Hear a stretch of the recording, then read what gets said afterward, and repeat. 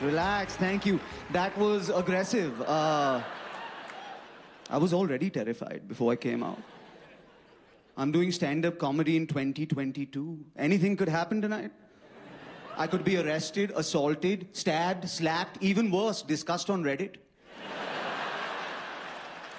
I don't know how your evening goes. Maybe you get home, digitally alter photographs of yourself to prove that you had a real-life experience on a platform designed to give you depression and anxiety by trading your data for dopamine in a world in which your news is fake but your comic books are real. And the only thing we can really be certain about tonight is some billionaire CEO with like baller money and virgin energy will put his little rocket inside a supermodel or space or both. Welcome to the show, guys.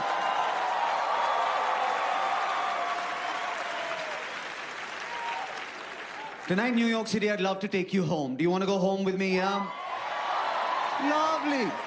Your home. I might not be allowed back into mine. I just want to see who I'm working with this evening. You guys look like a good bunch. I see Indian people. I see people who are sleeping with Indian people.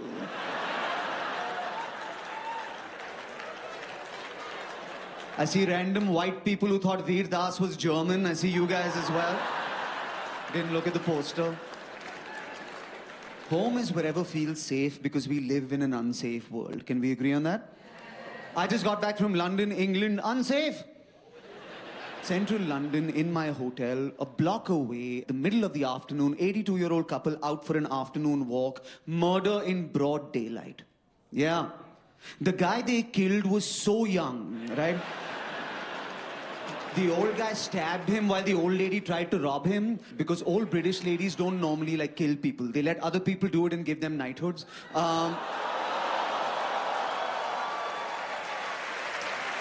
They do the robbing, right? It's not stolen wealth, it's Commonwealth, right? Is this too soon?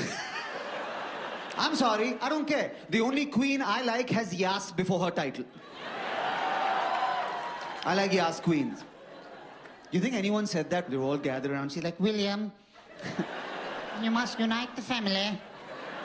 Make up with your brother. And he's like, yes, queen. I don't know. When you come to New York, every saying about your city is partially true. And they're like, you don't fuck with New York. Nobody can shut down New York. Very powerful. And then it rains for 3 minutes. And you guys give up on life. And not even real rain, this weak-ass North American rain, right? This purposeless mist that just hangs around your face like multiple alcoholics having an animated conversation. Listen, I come from Mumbai. There is a monsoon in Mumbai, right? That's God's orgasm right there. And in Mumbai, they come on your face for 3 months a year. Mumbai rain is so strong, it causes loss of hearing. Did you know that? You ever seen Indian people do this shit? It's trauma, you racist. People told me New York City was unsafe. I disagree. I've driven through the rest of America. You drive through these lovely woods and forests. Basically, the setting of every true crime documentary you have ever watched in your life.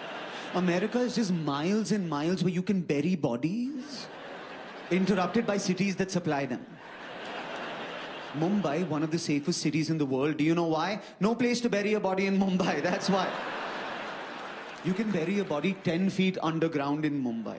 The next morning there'll be laundry hanging from that body. That body will be an extra in a Bollywood movie. Because in Mumbai, death is no excuse for unemployment. What I like though, is you have a nice sense of community in small towns. Right, like a college kid goes missing in the forest. In 5 minutes, all the people in town come together, hold hands and go into the forest to look for that kid. In 5 minutes, Angela! This way, Angela! Yo, you could not pay me enough money to go into a forest with white people.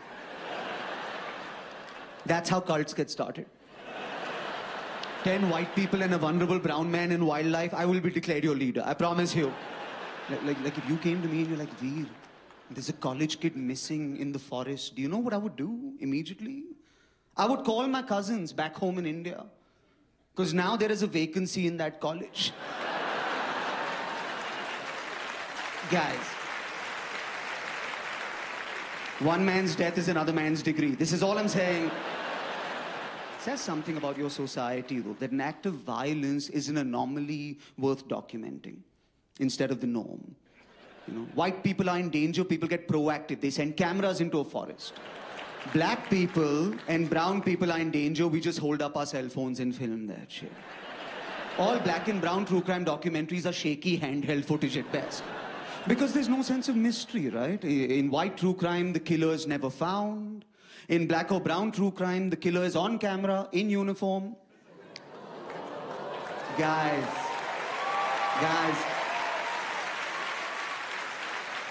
I'm just here to eat some beef and then I leave tomorrow, all right? Relax. I think the only country that has it together is Russia. They're just like, life is short, we party. The most badass Russian I met this year, I went to the KGB museum in Prague. If you haven't been, you must go. It's not a museum, it's a 10-foot by 10-foot basement with a racist Russian man inside.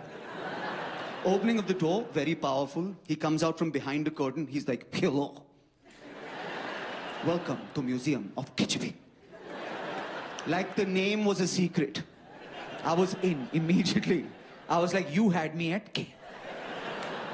I was converted. For 2 weeks, I followed my wife around the house naked, just going, KGB. As some of you will do later tonight. Your wife, not mine. The high point of this story is the propaganda. He's like, all right, everybody come close. I tell you a secret. In World War II, Hitler had 3,000 tons of Nazi gold.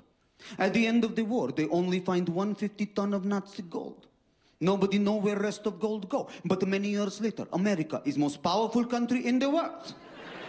And I was like, I underpaid for this tour. It was a beautiful, ironic moment, right? To stand there as an Indian and pretend to disapprove of undeclared gold.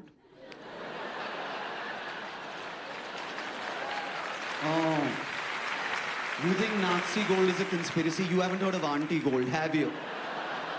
Every single Indian woman here tonight has a bank locker her husband knows nothing about. With gold that Indiana Jones couldn't fucking find. You will find Christ's chalice before you find Manju's necklace, all right? But home is where you feel safe, can we agree? This is something I think about. On an Air India flight from Newark to Mumbai, on the 27th of November 2021, I'm going home. A younger Air India air hostess who's about 65 comes up to me and offers me a glass of gin. I refuse the gin. She says, Mr. Das, just drink the damn gin. The reason she insists, we both feel that when I land in Mumbai, I'm going to be arrested and taken to prison. Now, I had prepared in my own way to go to prison. I have stopped shaving, begun doing push-ups. The reason that I'm in trouble, I have recently done a video about my country at the Kennedy Center called the Two Indias video.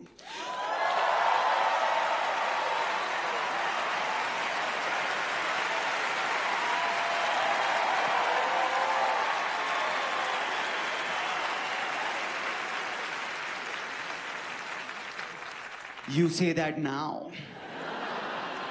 The video is about the duality in my nation and the need for us to unite in the light. It has caused a lot of duality in my nation. And many people have united in being pissed off at me. I've been the #1 trend in the country for 3 weeks, had 7 criminal complaints filed against me, being charged with sedition and defaming India on foreign soil. I was called a terrorist on 3 different news channels on the primetime news. That is an interesting conversation with your mother that evening. Just watching the news like, remember how you said you don't know how to describe what I do for a living?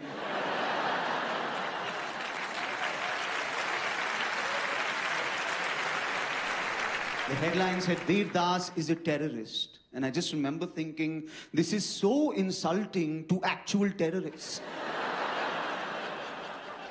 Can you imagine how terrorists feel? They're like, bro, this guy?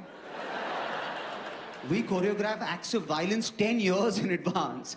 But now we have to do spoken word performance, apparently. New York, I never got any feedback from any terrorist groups, I promise you. I never got a phone call, hey Veer, ISIS, huge fans, love your work. Veer, where are you doing your next comedy special? No, we know you try Netflix, but we'd like you to try ISIS. Veer, I don't know if you know this, but ISIS has way more subscribers than Netflix. Which is true. They do. Much better family sharing plan. And really, ISIS and Netflix just want the same thing, which is for you to blow up. I was on the news here too. I was on CNN, and I was like, when did they start doing the news? I was on the BBC homepage, big headline that said, comedian polarizes the nation. Do you know how badly you have to fuck up before the British say that you divided India?